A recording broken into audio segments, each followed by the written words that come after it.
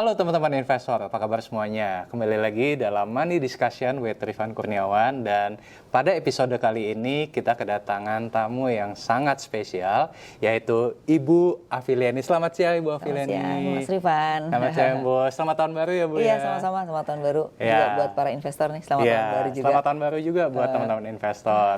Nah teman-teman, pada siang hari ini saya berkesempatan untuk podcast bersama dengan Ibu Afiliani. Nah, hari ini kita bakal ngobrolin seputar ekonomi global, ekonomi domestik mengenai market kedepannya akan seperti apa. Nah, sebelum kita mulai podcastnya, saya akan memperkenalkan Bu Afiliani terlebih dahulu ya. Teman-teman juga pasti udah banyak yang tahu bahwa Bu Afiliani saat ini menjabat sebagai komisaris utama di PT Alobank Indonesia atau ticker code-nya adalah BBHI. Nah, juga Bu Afiliani juga sempat menjabat sebagai komisaris independen di PT Bank Mega tahun 2018 hingga 2022, komisaris independen dan komite audit di PT Bank Mandiri 2014 sampai 2017, komisaris independen di PT Bank BRI Tbk sejak 2005 sampai dengan 2014, dan juga pendiri dari Indef, betul ya Bu ya. Dan kami berdua juga tergabung dalam Komite Indeks Bisnis 27 dan juga Dewan Juri di Bisnis Indonesia Award. Jadi pastinya banyak banget insight yang bisa kita pelajari dari Bu Afiliani pada hari ini. Nah, langsung nih Bu, pertanyaan pertama. Ini banyak teman-teman investor yang sekarang ini lagi khawatir Bu mengenai resesi. Nah, mungkin kan banyak di media yang menyuarakan tentang resesi global. Nah, mungkin boleh diceritakan nggak Bu ke teman-teman investor mengenai pandangan Ibu di tahun 2023 ini, apakah benar akan terjadi resesi atau seperti apa Bu? Jadi sebenarnya resesi itu kan adalah pertumbuhan ekonomi yang 2 triwulan berturut-turut adalah negatif ya. Nah, diperkirakan di tahun 2023 ini terjadi di negara maju, bukan di negara berkembang sebenarnya. Kenapa? Karena di negara maju itu tanpa adanya pandemi itu juga memang mereka sudah mengalami penurunan pertumbuhan. Pertama adalah faktor demografi, di mana demografi itu sangat menentukan perekonomian suatu negara ya. Karena hampir semua negara di dunia ini pertumbuhan dari konsumsi itulah yang mendominasi dari pertumbuhan ekonomi gitu. Jadi kalau demografinya itu sudah mengalami masa aging, dan mereka kan masa agingnya sampai 70%. Nah, itu cenderung memang konsumsinya rendah kan gitu. Jadi sebenarnya tanpa pandemi pun sebenarnya mereka sudah pertumbuhannya rendah. Karena nah, demografi. Betul. Jadi ditambah lagi dengan pandemi. Ketika pandemi itu mereka mengalami pengeluaran yang cukup besar dari budget negaranya gitu ya. Dan itu kan menimbulkan hutang yang sangat besar. Sehingga pemerintah sangat terbatas dalam membantu masyarakatnya. Itu menjadi problem ya. Nah, yang kedua memang banyak pengangguran juga kan, karena di mana ketika pandemi kan banyak perusahaan yang tutup ya, dan itu kan belum kembali sekarang ini gitu. Dan itu juga menjadi penyebab pengangguran ya. Nah, pada saat itu pemerintah Amerika dan beberapa negara di Eropa kan dengan bantuan itu sekarang sudah selesai bantuannya. Betul. Maka pertumbuhan ekonominya pasti turun gitu. Nah, makanya kenapa di tahun 2021 itu masih bagus, karena itu terakhir mereka menggunakan APBN-nya kan. Nah, 2020 udah mulai turun. Nah, Indonesia baru 2023 nih APBN-nya itu tidak lagi menggunakan defisit di atas 3%. Nah, itu yang menjadi penyebab. Jadi satu faktor demografi. Nah, faktor demografi itu menyebabkan demand dunia jadi turun ya. Nah, yang ketiga juga kalau kita lihat kenapa resesi, karena memang The Fed melakukan kenaikan bunga yang terus-menerus ya akibat dari inflasi ya. Ditambah lagi akibatnya karena perang di mana Rusia dengan Ukraine ini mempengaruhi pangan, terutama adalah gandum ya dari Ukraine. Kemudian Rusia adalah mereka supply terbesar migas kepada Eropa. Nah, akibatnya karena perang mereka nggak bisa supply. Nah, menyebabkan harga naik. Nah, ini juga menjadi salah satu penyebab kenapa resesi itu diperkirakan akan terjadi di 2023. Oke, berarti tadi ada karena faktor demografi, kemudian juga ada faktor perang ya, sehingga dan juga tadi ada faktor kenaikan suku bunga seperti itu ya. Nah, ini kan kalau kita bicara soal kenaikan suku bunga Bu, ini akhir bulan Desember kemarin Jerome Powell dalam salah satu pidatonya dia udah kasih isyarat nih, tanda-tanda bahwa inflasi menurut kacamata The Fed sudah mulai bisa dikendalikan. Betul. Saat ini kalau nggak salah kurang lebih sekitar 7,1%. Dan kenaikan tingkat suku bunga akan mulai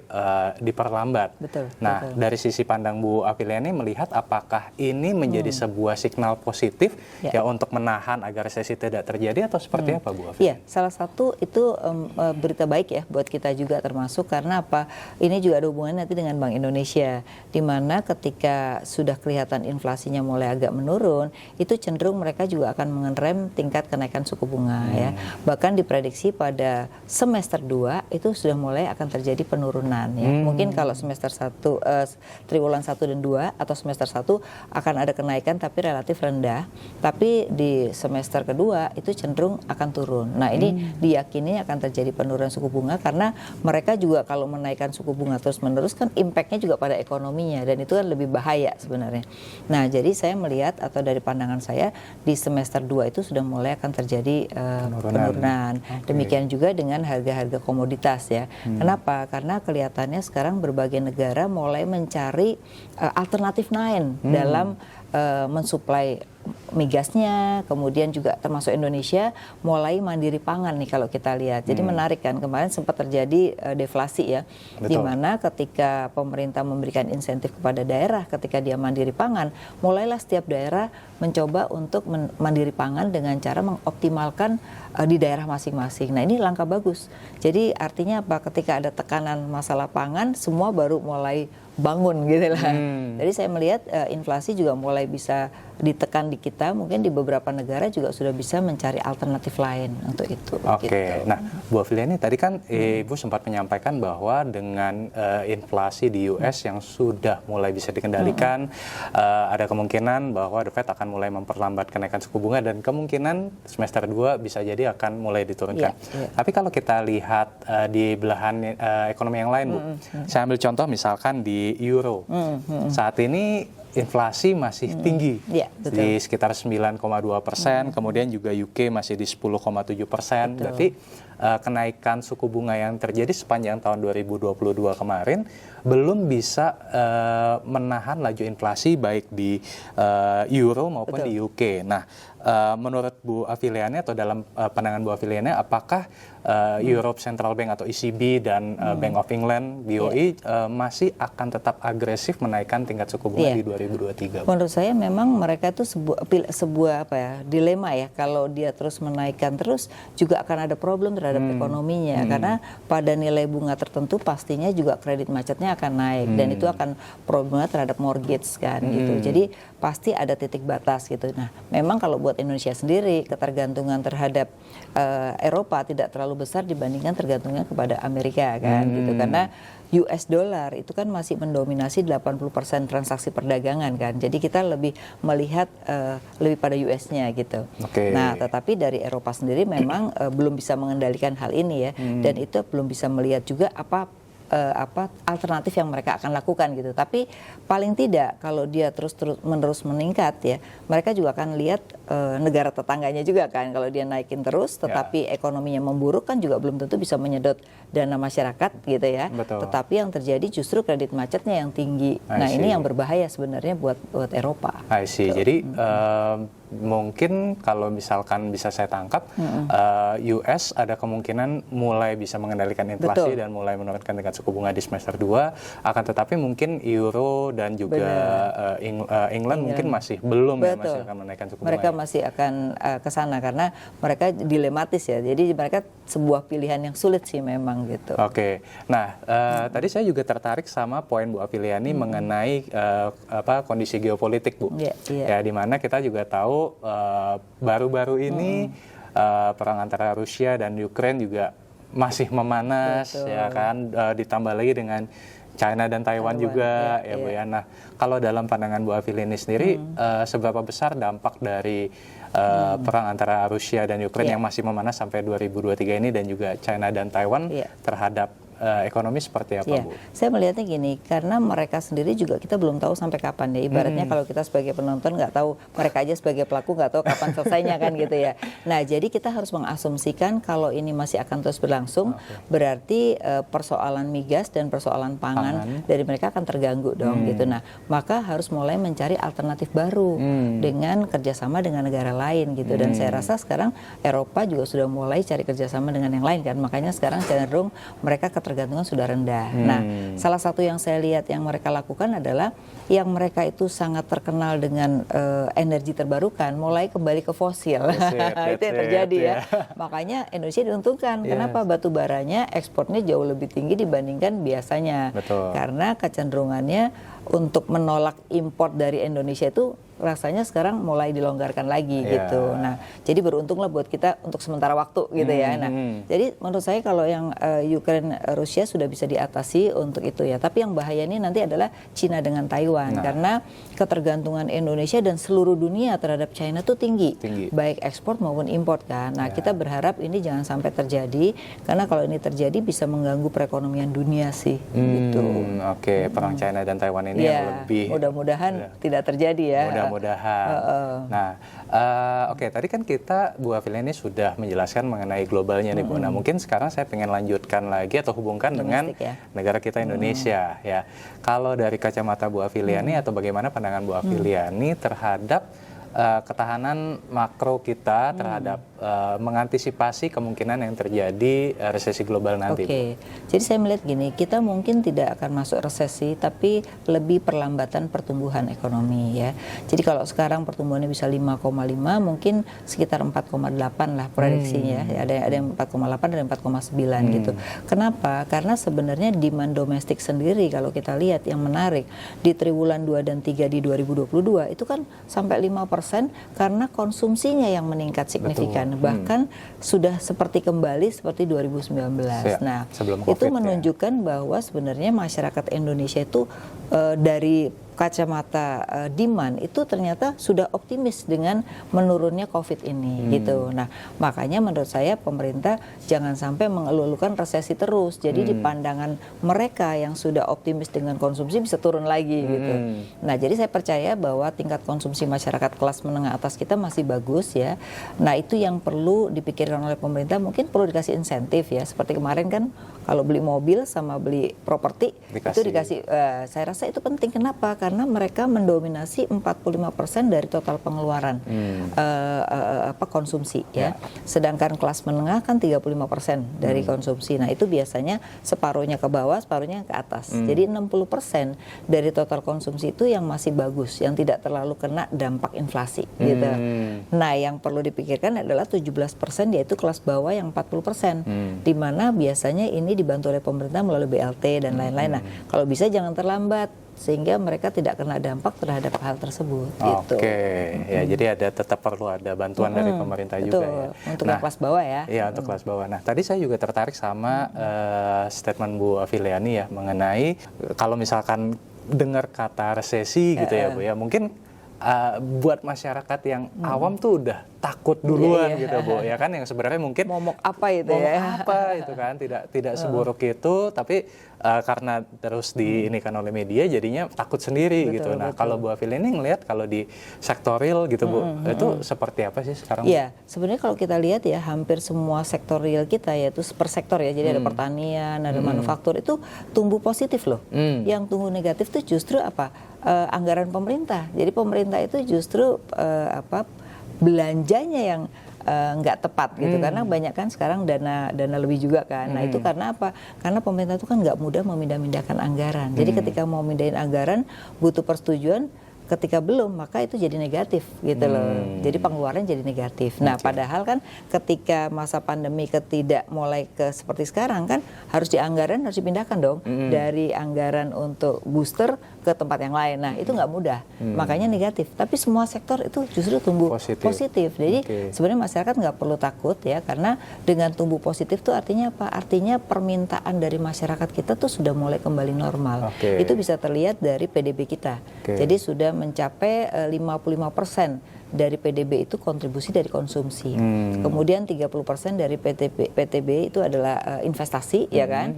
Nah, sisanya memang kita nggak tergantung pada ekspor impor kan, gitu. Nah, jadi artinya kalau ini dua ini udah bagus tuh artinya ekonomi sudah tumbuh baik. Nah, jadi memang pemerintah perlu menyampaikan komunikasinya yang lebih baik agar orang tidak takut dengan resesi. Jadi resesi itu adalah pertumbuhan yang negatif selama 2 triwulan berturut-turut. Nah, Indonesia tuh masih tumbuh positif gitu.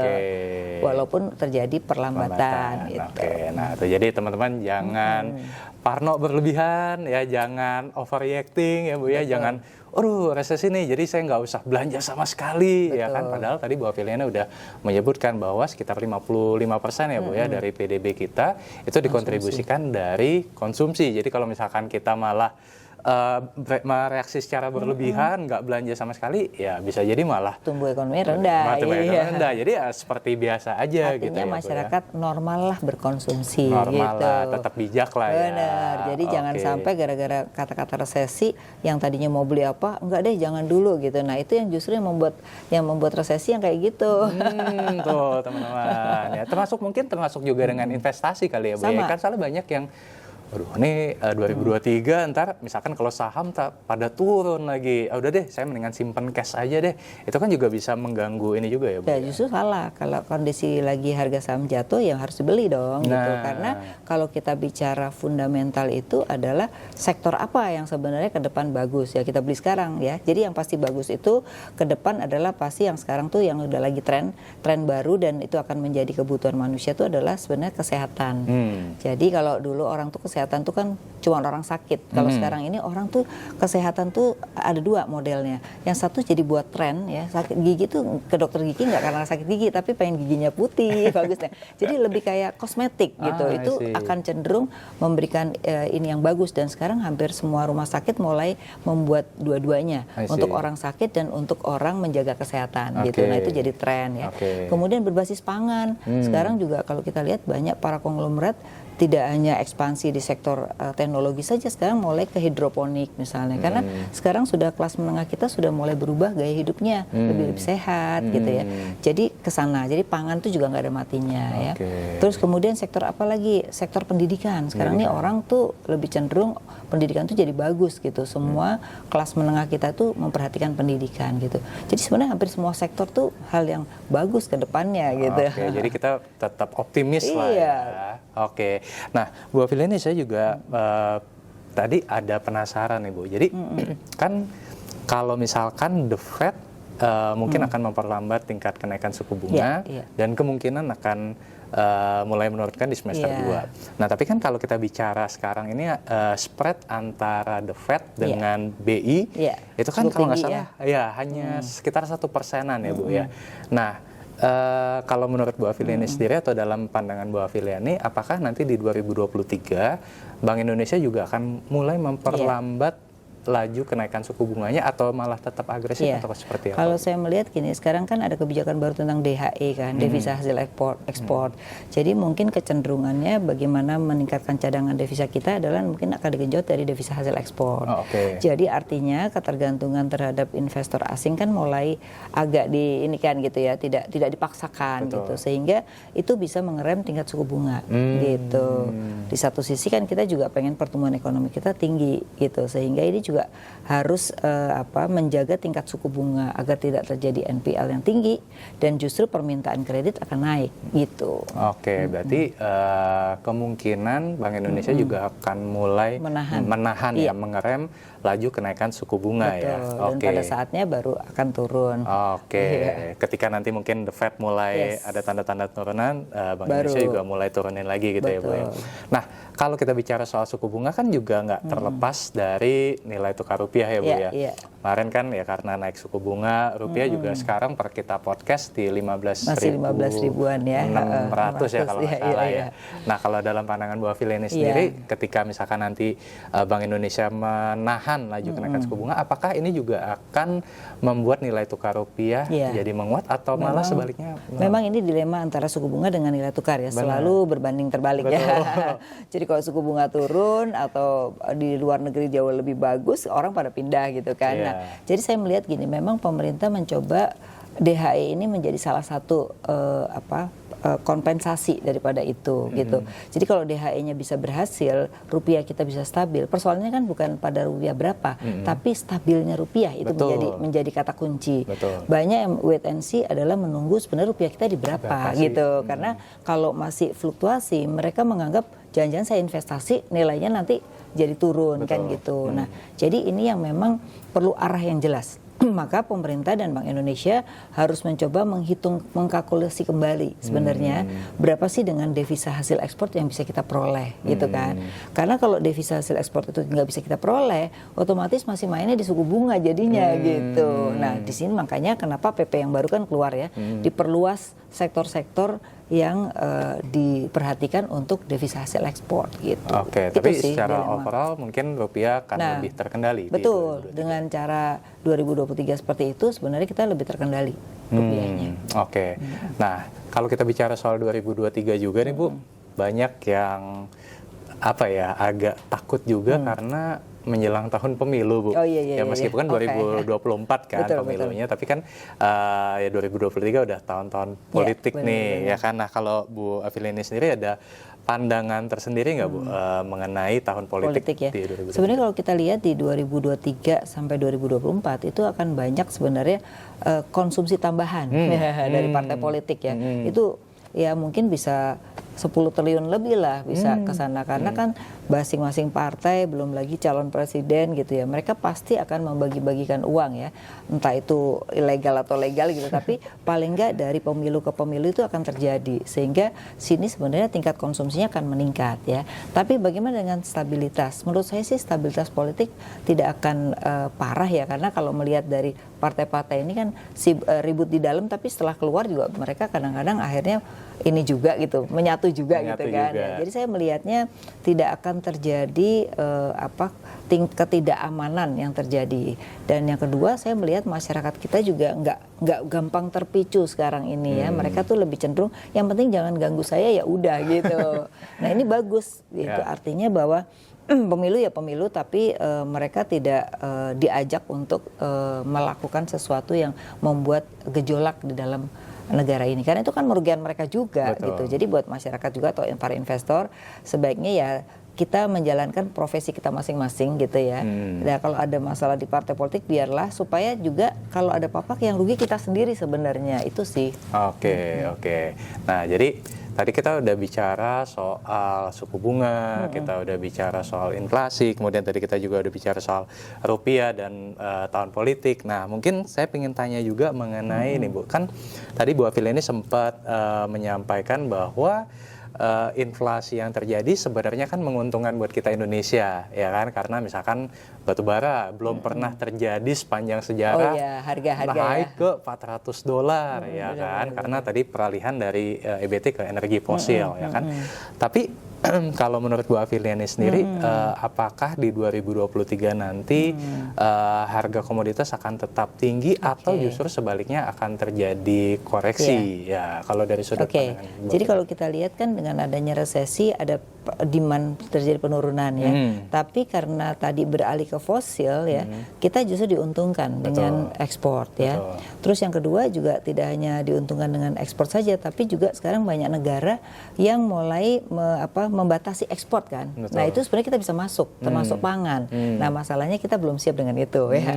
Nah tapi di semester 2 sebenarnya agak ada penurunan, tapi penurunannya tidak akan sampai membuat pengusaha itu di bawah daripada ongkos lah gitu ya. Jadi akan ada penurunan, tapi penurunannya nggak akan sampai pada level di mana pengusaha itu menjadi kesulitan, rugi gitu betul. Ya, tapi akan terjadi penurunan. Berarti kalau misalkan kita ambil kalau tahun 2019-2020 misalkan batubara kan sempat terendahnya itu $50. Ya, itu sih nggak sampai segitu nggak nyampe 50. Karena sekarang kan demand masih tinggi di mana semua negara-negara kan membatasi ekspor kan dari sisi pangan maupun migas. Nah, itu sebenarnya yang menguntungkan kita. Karena kita bisa meningkatkan sebenarnya ekspor kita gitu. Tapi mungkin nggak setinggi $400 juga ya, sampai Bu, segitu. Ya? Dia akan in the middle pada ya. Level, iya, the middle. Nah kemudian kalau bicara soal misalkan kayak sawit Bu, nah, kalau dari sudut pandang Bu Afiliani sawit akan tetap atau minyak misalkan sawit iya. dan minyak akan tetap stabil atau Iya. gimana? Kalau melihat dari sisi tadi ya yang sudah pindah ke energi terbarukan tetap sekarang kembali ke fosil, artinya bahwa sawit masih akan tetap bagus. Oke. Tapi menurut saya ke depan tetap mereka ini harus mempertimbangkan peralihan kepada terbarukan ya, baik itu energi maupun juga berkaitan dengan isu ESG ya kan, karena isu ESG ini akan berkembang lagi setelah kondisi mulai stabil dan itu kan diperkirakan 2024. Ya, Gitu. oke. Nah, tadi kita udah bahas tentang harga komoditas kan. Kalau harga komoditas tinggi, ini juga membuat neraca perdagangan kita, Bu, bagus. surplus. Betul. 30 bulan ya kalau nggak salah, Benar. 30 bulan berturut-turut surplus, belum pernah terjadi sebelumnya. Benar. Nah, tapi kalau misalkan Mulai ada turun. penurunan harga komoditas segala macam, kalau dari sudut pandang Bu Afiliani ngelihat apakah di 2023 nanti Indonesia masih bisa mempertahankan neraca perdagangan yang surplus atau malah defisit? Menurut saya memang gini problemnya, ketika ekonomi kita membaik cenderung kan impor kita tinggi. Jadi kadang-kadang ekspor kita yang mulai naik tergerus juga dengan impor kita. Jadi karena kan kita 70% dari manufaktur kita masih tergantung impor kan. Jadi ekonomi bagus itu ada kecenderungannya dengan peningkatan impor. Itu yang jadi masalah. Makanya selalu di Indonesia ini neracanya kalau lagi krisis selalu surplus. Betul. Tapi kalau ekonomi membaik selalu jadi defisit gitu loh. Betul. Nah, jadi mungkin memang kita punya PR, pemerintah punya PR untuk memperbaiki struktur daripada industri kita supaya kita memang punya sustainability daripada ekspor ya, atau mengurangi import kan gitu ya. Jadi pilihannya kan meningkatkan ekspor atau mengurangi import gitu. Jadi ini problemnya. Nah, 2023 karena ekonomi kita sudah mulai membaik, nah cenderung itu akan berkurang karena import kita juga akan meningkat gitu. Itu. Oke, dapat gambarannya, Bu. Nah, ini kan di channel YouTube Rifan Kurniawan kan memang banyak teman-teman investor nih, Bu. Nah, mungkin ada pandangan nggak dari Bu Afi di 2023 kira-kira nggak perlu spesifik ke sahamnya, Bu, tapi mungkin lebih ke sektor aja. Kira-kira apa sih yang bakal dirugikan atau apa yang bakal diuntungkan di tengah ya gejolak ekonomi yang terjadi sekarang ini, Bu? Jadi kalau kita bicara saham itu kan bicara long term investment, nggak bicara short term ya, nggak bicara cuman capital gain gitu ya. Nah, jadi sebenarnya yang harus kita lihat adalah Indonesia ini sampai 2035 tuh punya namanya bonus demografi. Nah, berarti kalau kita bicara bonus demografi, berarti kita harus lihat mana sih sektor-sektor yang berbasis konsumtif masyarakat gitu ya. Nah, jadi saya tadi bilang pertanian itu berbasis pangan ya. Jadi artinya pangan, makanan, minuman kan juga banyak tuh perusahaan-perusahaan makanan minuman tuh masih akan tetap bagus ya. Kemudian sekarang yang baru lagi adalah pariwisata dan turunannya, karena ternyata kalau kita lihat pariwisata itu jadi kebutuhan pokok saat ini, sehingga yang berbasis pariwisata dan turunan itu juga bisa menjadi hal yang bagus dan sustain ya. Terus yang ketiga tadi kesehatan. Kesehatan itu kan banyak perusahaan-perusahaan farmasi ya, itu perlu ditengok lah gitu ya. Terus kemudian memang properti masih agak sedikit flat, tapi kedepannya akan bagus lagi karena orang masih melihat Indonesia tempat berinvestasi. Jadi ketika kondisi sudah mulai membaik, pasti negara-negara lain akan investasi di Indonesia gitu. Di negara lain sekarang tuh sudah tidak butuh investasi lagi kan, sehingga kalau orang investasi di sana ya nilainya sangat rendah gitu. Sehingga kita masih menjanjikan, negara kita tuh masih menjanjikan untuk potensi itu. Jadi lihatlah demand di Indonesia tuh masih luar biasa. Dari 270 juta paling tidak kelas menengah kita itu sudah sebagian besar, hampir 30% dari total penduduk kan. Gitu. Nah, kalau misalkan sektor yang mungkin agak-agak riskan mungkin atau jadi memang sektor berbasis komoditi ini yang harus kita lihat, karena itu kan selalu kalau harga lagi bagus harga sahamnya lagi tinggi kan ya gitu ya.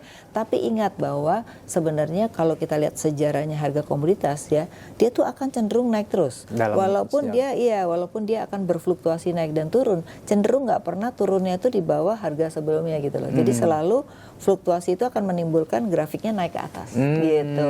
Jadi jangan pernah takut juga dengan naik turunnya harga komoditas, karena cenderung pada akhirnya lebih tinggi juga. I see. Oke. Bu Afiliani, ini kan sepak terjang Bu Afiliani di perbankan kan panjang nih, Bu. Nah, tadi kita belum bahas soal perbankan. Nah, mungkin kira-kira boleh di-share nggak, Bu, ke teman-teman semua gimana sih proyeksi penyaluran kredit atau mungkin perolehan dana pihak ketiga dari perbankan di Indonesia khususnya mungkin di tahun 2023, karena kan kalau kita bicara penyaluran kredit itu juga jadi tanda-tanda apakah ekonomi saat ini sedang bergairah atau tidak. Nah, seperti apa, Bu? Ya, jadi pertama memang kan bank-bank ini selama kondisi pandemi sebagian dananya likuiditasnya kan ditempatkan di obligasi ya. Jadi artinya likuiditas itu sebenarnya cukup besar ya.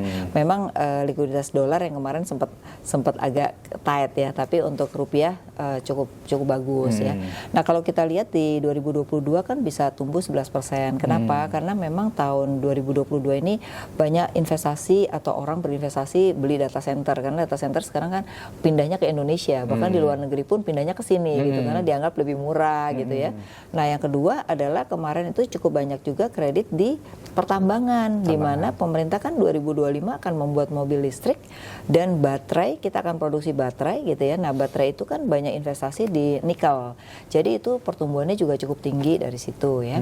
Kemudian ketiga, sebagian manufaktur juga udah mulai tumbuh lagi gitu ya, karena permintaan atau demand udah mulai cenderung membaik.